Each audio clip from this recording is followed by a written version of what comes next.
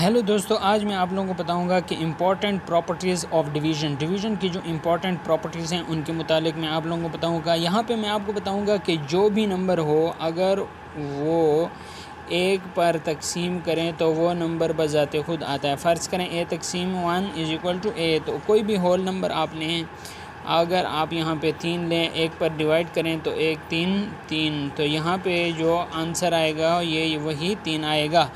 सो दोस्तों, इस तरह अगर आप एक और नंबर लें 5 तकसीम 1, तो 5 एकम 5, तो इस तरह अगर आप कोई भी होल नंबर लेंगे और उसे 1 पर डिवाइड करेंगे तो वो नंबर बजाते खुद आएगा। अब दूसरी प्रॉपर्टी हमारे पास क्या होगी? दूसरी प्रॉपर्टी दोस्तों हमारे पास दूसरी प्रॉपर्टी ये है कि any non zero number divided by itself is equal to 1। अगर हमारे पास कोई भी नॉन ज़ीरो नंबर हो, वो अगर अपने आप को डिवाइड करे तो उसका जवाब 1 आता है। 5 तकसीम 5 इज़ इक्वल टू 1। यहाँ पे अगर आप देखें 5 तकसीम 5, तो 5 एकम 5, तो इसका जवाब हमारे पास 1 आ गया है।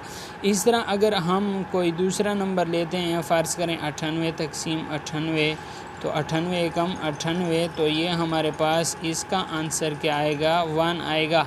दोस्तों, कोई भी नॉन ज़ीरो नंबर हो अगर वो अपने आप पर डिवाइड होता है तो उसका आंसर हमारे पास क्या आएगा? 1 आएगा। अब हम तीसरी प्रॉपर्टी की बात करते हैं।